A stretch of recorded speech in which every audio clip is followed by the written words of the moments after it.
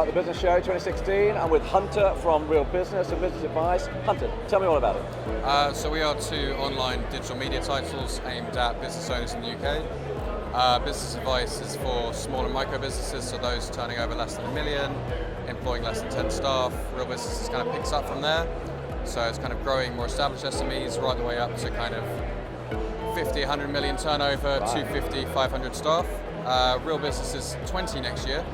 So very 20 years old? 20 years old, Wow. so very well established brand in the market. Business Advice is not yet one. So that's our baby brand which we're building up now, but we're all about providing quality content to right the way from people who've just got an idea to those who are running a multi-million pound company. It's the relevant news, it's interviews with their peer group, it's advice on things like exporting, hiring, marketing. It's opinion pieces from people that we have in our networking community, whether it's on something like the Brexit debate, whether it's on something like access to capital. It's all those kind of different things which the salient themes that we think business owners are interested in, want to come and read about, and hopefully what our advertisers want to engage with them on that front as well. So top quality content geared up just for UK businesses. Yeah, so it's a real mixture of stuff. We interview business leaders on a daily basis. We're staying up to date with government policy.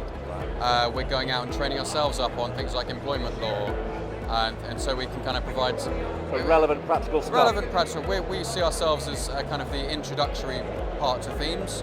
We're not going to walk you through exactly how to put together a watertight employment contract, but we're going to tell you about where it's gone wrong for different businesses, and kind of inform you on what the first steps are, whether it is going and speaking to a similar type business who's been through that, or whether it's going out and getting kind of a bit of expert help. It's introducing people to a lot of themes which they're worried about, excited about, and just kind of need that entry point to. So I might have a burning issue that I want to learn more about, but I also then, I'm in good company learning about all these assets of business. Yeah, so we're non-sector specific. We don't focus on anyone in particular. We're not targeting a certain part of the country. It's really celebrating the fact that Britain's a fantastic place to start and grow your business. There's some great support networks out there, and there's a big kind of entrepreneurial culture going on right now, which we're tapping into. Right. And we think it's going to last a long time, because there's a growing trend of people who aren't necessarily happy working for a big corporate or something like that. They want a career change, or just people coming into university and going, you know what, I might have gone and done a grad scheme, might have gone and done this and this and this, but I think I've got a great idea for the business. There's support out there for me these days. So you think there's going to be more small businesses, more people making the jump to do it on their own? Yeah, you've got things like crowdfunding. You've got kind of some very successful former business owners who are coming back into the mentoring and networking space. Yeah. So I don't think there's ever been a more kind of appropriate time to start a business in terms of de-risking the process for you. Entrepreneur used to be a bit of a dirty word. It was kind of what you did when you were basically unhireable. No one would give you a job. Nowadays it's kind of the complete opposite. It's people who want to create businesses. They want to create jobs for the company. They like empowering people like themselves to come work for them. There's some fantastic cultures at young and growing businesses, so that's kind of what we're immersed in every day, really. So you've got the two streams, one for the startups and the very small companies, and then you've got the ones for the growing companies, the ones that are already doing well. Yeah, and we also have a suite of events we run alongside that. So we've got things like the Growing Business Awards, which is kind of arguably the most established award ceremony for growing SMEs in the country. That's been going about 15 years. We've got events like FD Surgery, which is about the country's FDs being able to come along and have their kind of ailments diagnosed and sorted out. Yeah. We've got our first Women Initiative, which is an awards and a summit. It's all about kind of positive dialogue about how to both celebrate female business achievements and pave the way for kind of an easier path for future generations. And then we've also got something called the Future 50.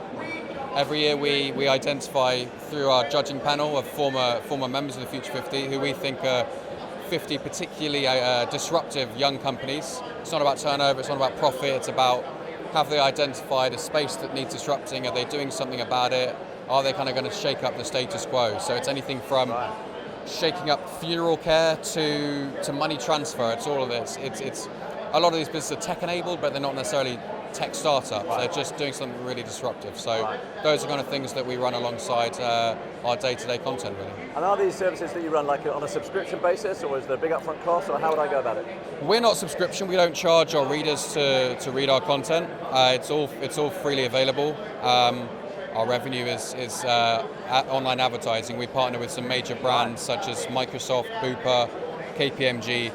They want to have a presence in this market, whether it's the sole traders right the way up to kind of businesses with 200 staff who are investing seriously in major technologies, that kind of thing. So we're very clear about making our content easy and free to access for the right people. And then we like to engage with our sponsors and advertisers on relevant content when they want to pick up on a theme. Then with our awards, we run completely open and democratic nomination processes. We recruit some really seriously heavyweight judges for awards, that kind of thing. Okay. And then we do like to celebrate it with a nice black tie knees up, but that's about as exclusive as it gets for us. Okay. All of what we do is supposed to be easy to access and easy to understand as well, because we don't want to kind of bombard people with jargon and leave them more confused than when they came in. So it's about boiling stuff down to a really digestible format and not putting up paywalls, not making a barrier to entry for it. That's really interesting. So if I wanted to find out more then, is there a website I can go to? Come to both websites, realbusiness.co.uk, businessadvice.co.uk, and then we have both those titles are owned by a company called Caspian Media, so you can come along and visit us at Caspian's own website as well. So they'll all give you a flavour of what we're doing. We do have bespoke event websites as well, but everything leads from those first two websites. That's fantastic, Hunter. Thanks ever so much and enjoy the show. You too, thank you.